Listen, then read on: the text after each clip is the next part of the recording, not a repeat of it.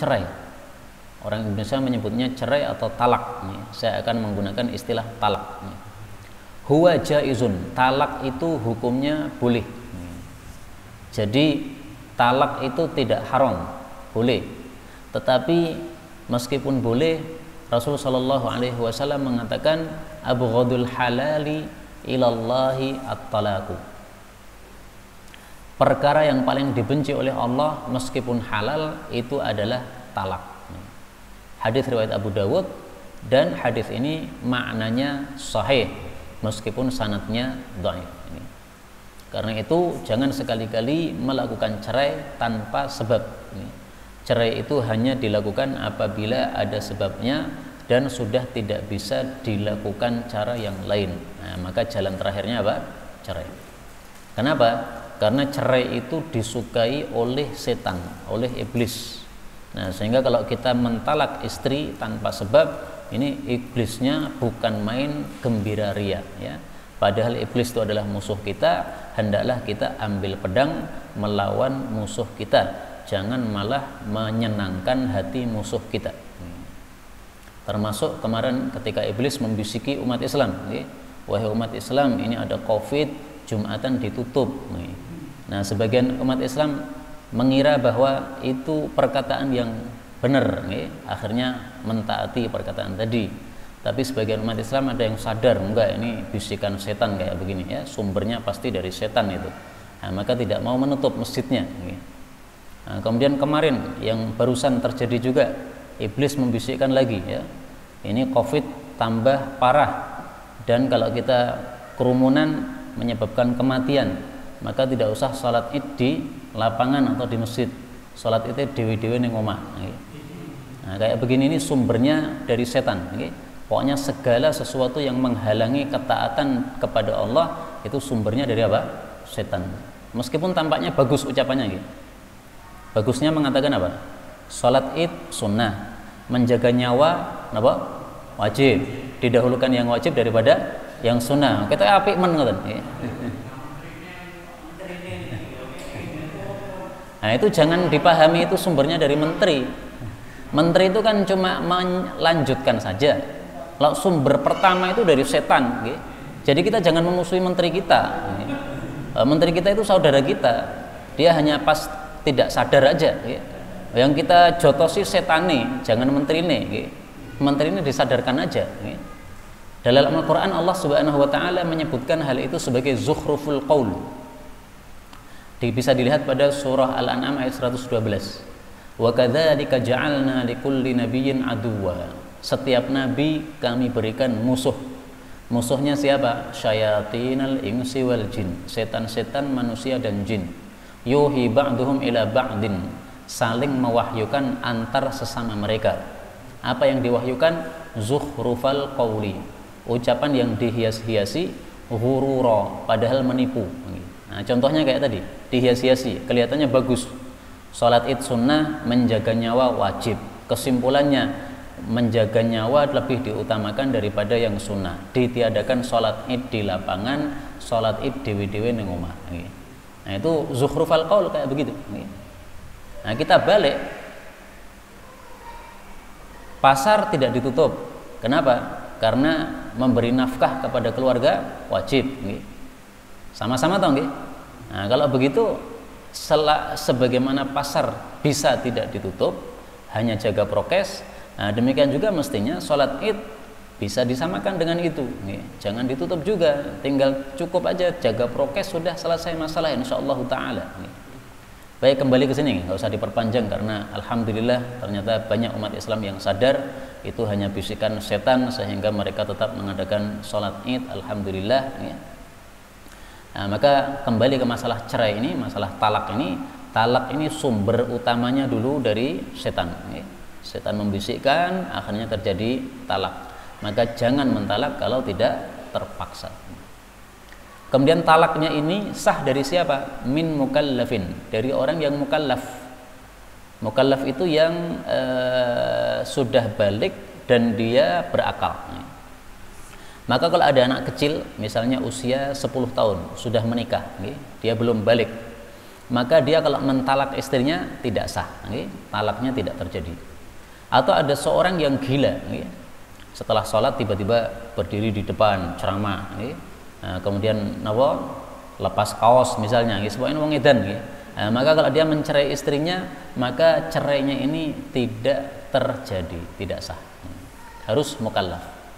Mukhtarin, harus orang yang mukhtar. Mukhtar itu maksudnya tidak dipaksa, sehingga kalau dipaksa maka ini tidak terjadi cerai. Misalnya orang ditodongi pistol, kamu talak istrimu sekarang, kalau tidak dor, maka dia terpaksa, saya talak istri saya, maka ini tidak terjadi talak. Beliau mengatakan walau hazilan, meskipun sendoguro, tetap terjadi cerai. Jadi ada 3 masalah yang sendoguro atau sungguh-sungguh itu sama-sama dianggap sungguh-sungguh. Pertama cerai, yang kedua nikah, yang ketiga memerdekakan budak. Maka kalau ada seseorang laki-laki misalnya ngomong kepada saya, Ustadz, ini putri saya nikahkan dengan antum, kemudian saya mengatakan saya terima, nah itu langsung putrinya saya bawa, itu sudah sah. Tidak boleh dia mengatakan, saya cuma guyon aja kok. Oh, nggak bisa, guyon itu sudah sah. Maka masalah pernikahan ini tidak boleh untuk gojekan, masalah cerai juga tidak boleh untuk gojekan. Seseorang pulang ke rumahnya, kemudian mendapati istrinya belum menyiapkan teh panas, padahal biasanya sudah siap. Nah, kemudian gojeki, orang nyiapke teh tak cerai kowe. Nah, terjadi talak. Kecuali kalau dia mengatakan aku mentalak kukumu, nah, maka ini tidak terjadi cerai. Aku mentalak rambutmu, ini tidak terjadi cerai.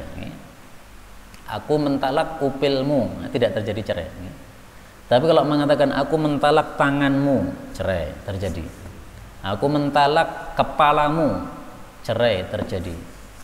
Kenapa Pak? Kalau kuku ditalak tidak terjadi talak, tetapi kalau tangan ditalak terjadi talak, kenapa? Kenapa? Nah, karena kuku ini bisa dilepas dari orangnya, sementara tangan tidak bisa dilepas. Sehingga sesuatu yang tidak bisa dilepas, apabila dia itu ditalak, maka berarti mentalak seluruhnya, meskipun itu hanya kecil. Aku mentalak matamu, sama, udah terjadi talak sah. Tapi kalau mentalak rambut, nah, tidak terjadi, karena rambut dipotong bisa. Tapi pokoknya jangan digunakan untuk mainan. Karena kalau kita gunakan untuk mainan, suatu saat kita ingin mengatakan saya talak rambutmu, tapi salah ucap, salahnya mengatakan kepala, ya sudah sah, terjadi talak. Maka jangan untuk mainan. Kemudian liman kanat fituhrin, syaratnya yang lain adalah istrinya harus dalam kondisi suci, lam yamassaha fihi, belum dia jima pada masa suci tadi. Sehingga kalau istrinya ini dalam masa haid, maka tidak diperbolehkan untuk apa? Dicerai. Meskipun sah juga. Jadi istri lagi haid dicerai, sah, haidnya terjadi. Tetapi apa? Tetapi tidak boleh seperti itu, haram. Dia melanggar aturan Allah Subhanahu wa taala. Maka beliau mengatakan wala talaqaha, tidaklah menceraikannya fil haidatil lati qablah, pada masa haid yang sebelumnya.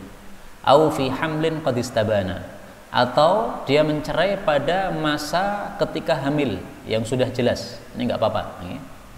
Jadi istri sedang hamil dicerai, sah tidak? Sah, tidak ada masalah. Berarti yang tidak boleh apa? Yang tidak boleh ketika istrinya sedang haid, tidak boleh. Atau ketika istrinya suci tetapi habis dijima, enggak boleh dicerai.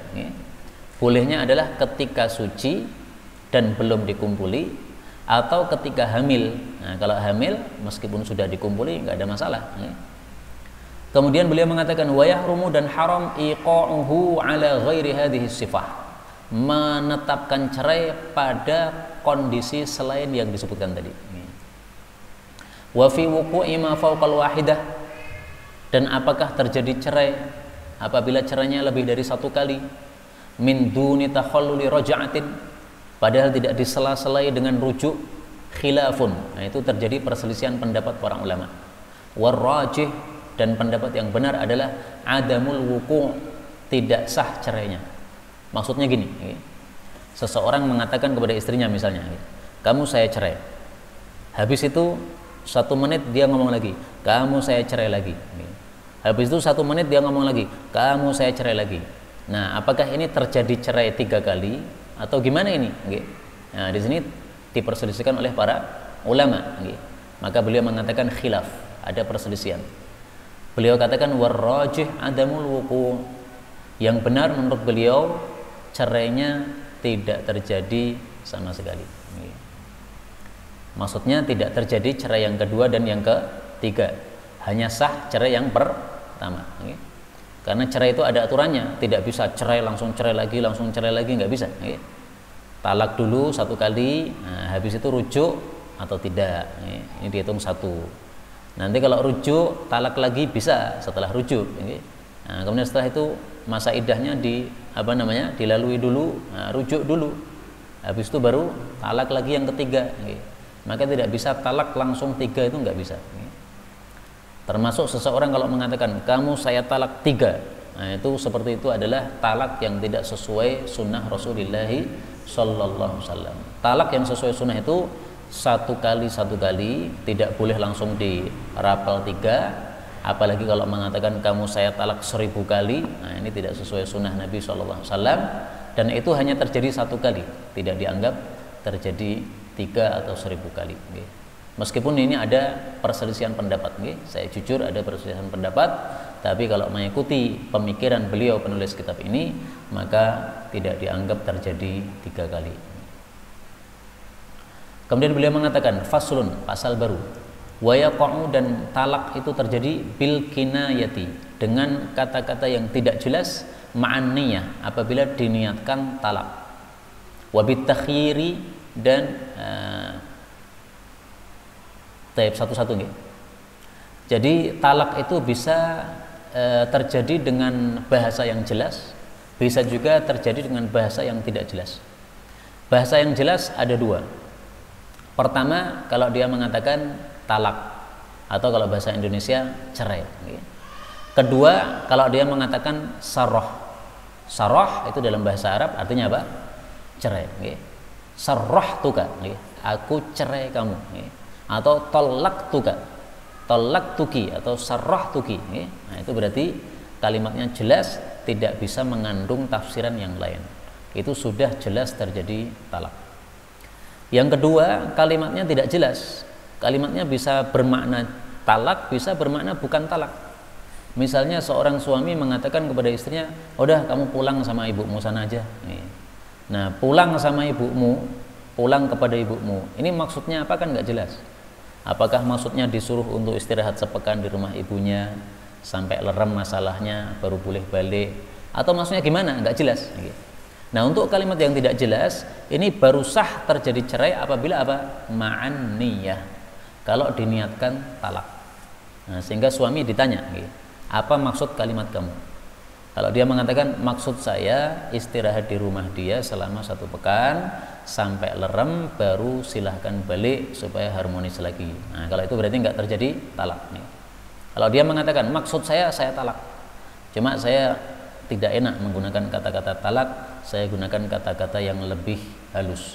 Nah, berarti ini terjadi apa? Talak.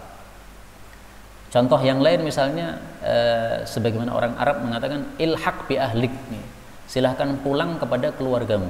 Nah, kata-kata ini kalau diniatkan talak berarti terjadi talak, kalau tidak berarti tidak. Yang kedua, wabit takhyir, menyuruh istri untuk milih. Jadi suaminya mengatakan kepada istrinya, silahkan kamu pilih aja ya, kamu pilih talak atau pilih tidak talak, terserah kamu. Idza ikhtarat dzalik, apabila si istri memilih talak, nah, dia mengatakan ya sudah, saya pilih talak saja. Nah, di sini terjadi talak. Tapi kalau hanya menawarkan, lah apa talak saja, nah itu belum terjadi, karena baru apa? Bertanya, bukan menetapkan. Beda tau kalau mengatakan saya talak saja, nah kalau itu berarti sudah terjadi talak. Tapi kalau dia mengatakan apa kita sebaiknya talak saja, sambil marah-marah, sambil ngomong apa? Talak aja gimana? Nah, ini belum terjadi talak, karena baru pertanyaan. Talak aja gimana? Nah, ini nggak jelas kan? Tidak jelas mengatakan bahwa dia mentalak. Kemudian wa idza ja'alahu zauj ila ghairi, kalau suami memasrahkan talak ini kepada orang lain, waqa'a minhu, maka sah dari orang tersebut. Jadi misalnya saya pasrahkan kepada mertua, pun Pak terserah panjenengan pun, dilanjutkan nggih, oke, dihentikan nggih, oke. Nah, akhirnya mertua misalnya mengatakan, ya sudah saya ceraikan saja. Nah, berarti terjadi apa? Talak. Kenapa? Karena sudah dipasrahkan. Wala yaqa'u, tidak terjadi talak bitahrim, apabila suami mengharamkan istrinya. Nah, ini kebiasaan orang Arab kalau marah. Dia mengatakan kepada istrinya, kamu mulai hari ini haram untuk saya kumpuli. Nah, kata-kata haram untuk saya kumpuli ini la yaqa', tidak terjadi talak. Karena apa? Karena perkataan ini perkataan yang dusta, perkataan batil. Seorang istri itu halal untuk suaminya, tidak haram. Ketika dia mengatakan kamu mulai hari ini haram saya kumpuli, ini dia ngomong bohong. Kamu mengharamkan apa yang Allah halalkan. Ini dusta kamu. Sehingga tidak dianggap perkataannya, dianggap seolah-olah dia tidak mengucapkan apa-apa. Kemudian warrajulu, seorang suami, ahaqqu bimra'atihi, lebih berhak rujuk kepada istrinya fi iddati talaqihi, selama masih dalam masa iddah dari talak tersebut. Yuraji'uha mata sya'a, boleh rujuk kepada istrinya kapan saja dia inginkan. Idza kana talaqu raj'iyan, apabila talaknya adalah talak yang raj'i, yaitu yang masih boleh rujuk sama istrinya. Talak yang raj'i itu adalah talak pertama dan talak kedua. Kalau talak yang ketiga, ini istilahnya talak bain, talak yang sudah putus, yang tidak bisa rujuk sama istrinya. Nah, ketika talak pertama dan talak kedua selama masih dalam masa iddah, maka suami itu lebih berhak rujuk kepada istrinya daripada yang lain. Sehingga kalau suami mengatakan saya rujuk pada kamu, istrinya tidak bisa menolak, mengatakan saya tidak mau, nggak bisa, karena dia posisinya masih sebagai istri. Jadi selama masa iddah ini posisinya masih sebagai istri, sehingga kalau suaminya rujuk maka tidak bisa ditolak sama sekali. Lah kapan istri bisa menolak rujuk itu? Kalau masa iddah sudah habis. Jadi habis misalnya hari Jumat, kemudian hari Seninnya suami mengatakan saya pengen rujuk sama kamu. Nah, ini istri boleh menolak. Kenapa? Dia sudah bukan istrinya lagi. Jadi seolah-olah melamar yang baru. Nah, melamar itu kan boleh diterima, boleh ditolak. Dan rujuk ini bisa dilakukan dengan dua cara. Cara yang pertama dengan ucapan, saya rujuk kamu. Cara yang kedua dengan perbuatan, yaitu apa? Dengan mengumpuli istrinya.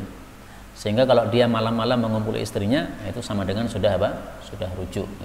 Meskipun masalah ini khilafiyah, ya. Sebagian ulama berpendapat namanya rujuk itu harus ucapan.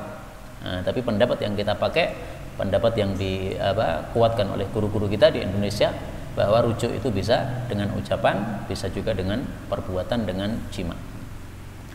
Kemudian beliau mengatakan wala tahillu lahu, istri tidak halal untuk suami ba'da tsalitsah, setelah talak yang ketiga, hatta tankiha zaujan ghairah, sampai istri tadi menikah dengan suami yang lain, kemudian dikumpuli oleh suami yang lain tersebut.